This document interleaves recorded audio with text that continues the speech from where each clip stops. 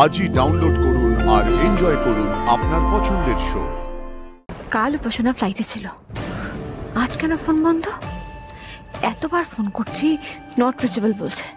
কেন? মহেশ্বর দেখবেন স্যার, ওনার যেন কঠিন শাস্তি হয়। এই ওনাকে লগাবে, ঢোকাও। কিচ্ছু হবে না, একদম চিন্তা করবে না।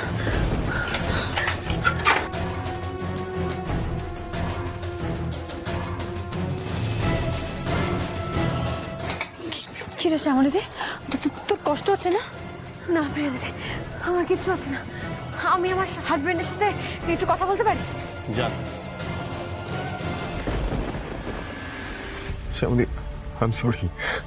আজকে আমার জন্য তোমাকে এই অবস্থাতেও থানায়। তুমি বিশ্বাস করো, আমি কিচ্ছু করিনি শ্যামলী, আমি কিচ্ছু করিনি। এই রঞ্জন এটা মিথ্যা কথা বলছে, সব মিথ্যা কথা বলছে। আজকে তুমি যদি ওর কথা বিশ্বাস করে আমার উপর অভিমান করে থাকো, তাহলে আমি শেষ হয়ে যাবো শ্যামলী। তোমার কি মাথা খারাপ হয়ে গেছে? এতদিনে তুমি আমাকে এই ছিলে। আমি একটা অন্য মানুষের কথার উপর ভিত্তি করে তোমাকে বিচার করব? স্বয়ং ব্রহ্মা এসে বললেও না আমি বিশ্বাস করব না যে আমার স্বামী এই কাজটা করতে পারে। আমি জানি আমার স্বামী কি করতে পারে আর কি করতে পারে না।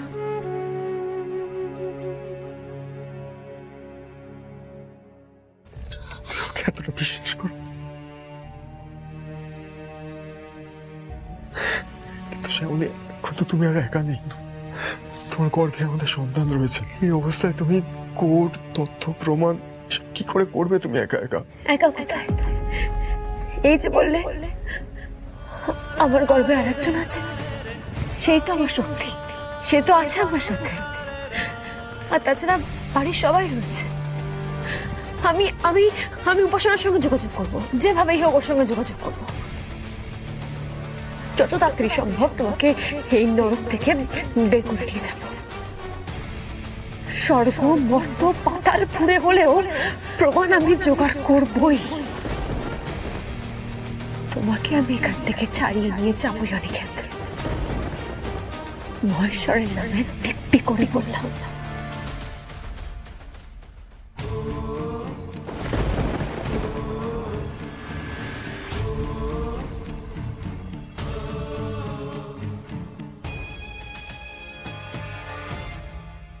ধর্মাবতার, এবার বুঝতে পারলেন তো এই অনিকেত মল্লিক আসলে ভদ্রলোকের মুখোশ পরা একটা মলেস্টার।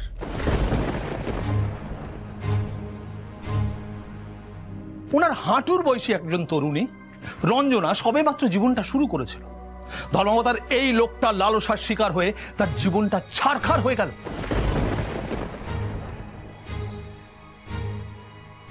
রে প্রিয়া, এই অনির নামে তো যাতা কথা বলছে রে।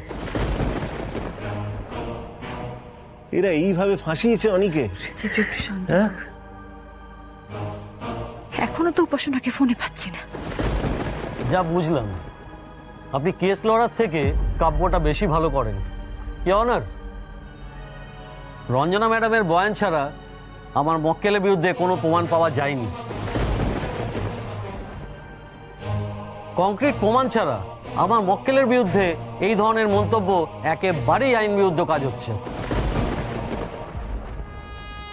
ভিকটিমের বয়ান ছাড়া আপনাদের কাছে আর কি কি এভিডেন্স হয়েছে? রেস্ট্রো বারে সিসিটিভি ফুটেজ আনা হয়েছে ধর্মবতা।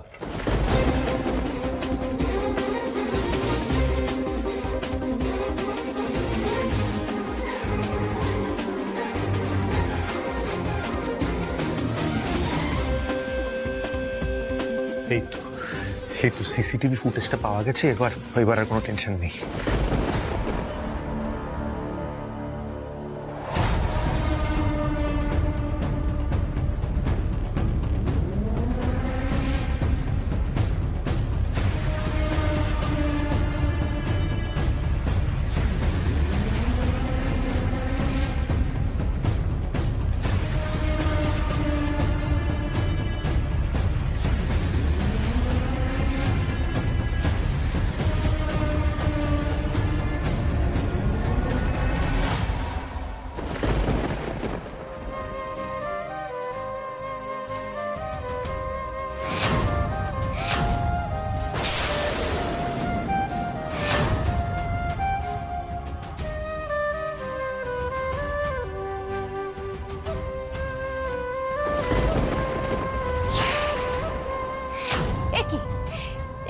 রেস্টুরেন্টের ভেতরে কি হয়েছে তা দেখাই যাচ্ছে না। রেস্টুরেন্টের ভেতরের ফুটেজ দেখান। আপনি বসুন, ওখানে দাঁড়িয়ে কথা বলবেন না।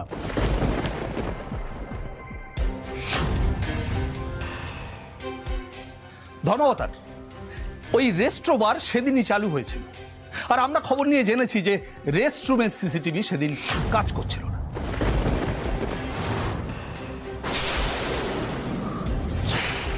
আমার বিশ্বাস এই অনিকেত বাবুর বান্ধবী উপাসনা দেবীর রেস্ট্রোবারের রেস্টরুমের সিসিটিভি যে সেদিন কাজ করছে না সেটা অনিকেত বাবু আগেই ওনার থেকে জেনে নিয়েছিলেন। তাই ড্রিঙ্কের সঙ্গে মেডিসিন মিশিয়ে অজ্ঞান করে তাকে রেস্টরুমে নিয়ে যাওয়া হয়।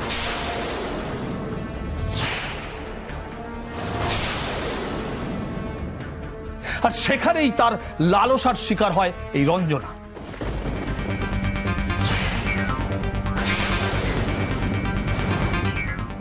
ধর্মপতার কি অবস্থা কথাবার্তা বলছেন উনি? আপনি কি বলছেন উল্টোপাল্টা কথাবার্তা? আরে আমি তো উপাসনাকেই চিনতাম না দুদিন আগে পর্যন্ত। একটা অ্যাওয়ার্ড ফাংশনে আমার আর আমার স্ত্রীর সঙ্গে উপাসনার আলাপ হয়, তারপরে উনি আর ওনার বাবা আমার বাড়িতে এসে আমাকে আর আমার স্ত্রীকে এই রেস্ট্রোপাব ওপেনিং সেরিমনিতে ইনভাইট করেন, সেই জন্য আমরা গেছিলাম। That's it. এবার ওই রেস্ট্রোপাবে কোথায় কি সিসিটিভি আছে কি নেই আমি কি করে জানবো? আবার জানার ইচ্ছাই বা হবে কেন? উনি মিথ্যে কথা বলছেন। উপাসনার সাথে কথা বলতে বলতে উনি সমস্ত খুঁটিনাটি জিজ্ঞাসা করে নিয়েছিলেন। সিসিটিভি কোথায় আছে, সিসিটিভি চলছে কি চলছে না, সমস্ত কিছু। আরে কি বলছো তুমি? কেন মিথ্যা কথা বলছো? ধর্মতা, আমি তাকে চিনতাম পর্যন্ত না। আচ্ছা, আমি তো ওখানে যেতেও চাইনি। উপাসনা আমাকে ফোর্স করলো বলে আমি বাধ্য হয়েছিলাম ওকে নিয়ে ওই রেস্টরুমে যেতে। ততক্ষণে তো আমি অজ্ঞান হয়ে গেছিলাম মিস্টার মল্লিক। আপনার দেয়া ওই ওষুধ মেশানো ড্রিঙ্কসটা খেয়ে তারপর উপাসনার সঙ্গে আপনার কি কথা হয়েছে বা ও আপনাকে কি বলেছে সেটা নিয়ে আমার যথেষ্ট সন্দেহ আছে। ধর্মাবতা, উনি আমাকে নিয়ে গেছিলেন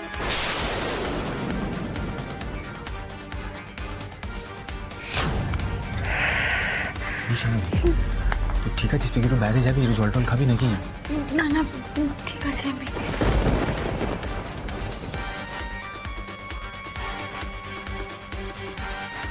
এই সব কিছুর মধ্যে একটা নাম বারবার উঠে আসছে, উপাসনা। তাকে পেলেই সবটা পরিষ্কার হয়ে যাবে। এই যে ফুটেজটা আমরা দেখলাম ধর্মপতার, এখানে তো পরিষ্কার দেখা গেল যে আমার সঙ্গে আরো একটা লোক ছিল যে ওখানকার স্টাফ ছিল, সেও তো গিয়েছিল আমার সঙ্গে। হ্যাঁ ছিল তো। কিন্তু এটাও দেখা গেছে যে সে বেরিয়ে গেছে, আর সে বেরিয়ে যাওয়ার পরে ওই ফাঁকা ঘরে আপনি কুকীর্তিটা করেছেন। সমস্ত কথাবার্তা বলছেন আপনি। মানে আমি কি পকেটে করে মানুষকে অজ্ঞান করার ওষুধ নিয়ে ঘুরে বেড়াই নাকি? একটা ইনভিটেশনে যাচ্ছে ম্যাডাম, ওষুধ নিয়ে যাও, আর আমি কি করে জানবো ওখানে রঞ্জনা বলে কেউ থাকবে? কাল উপাসনা ফ্লাইটে ছিল, আজ কেন ফোন বন্ধ? এতবার ফোন করছি নট রিচেবল বলছে, কেন? মহেশ্বর, এই সব কিছুর সঙ্গে উপাসনার যোগ নেই তো?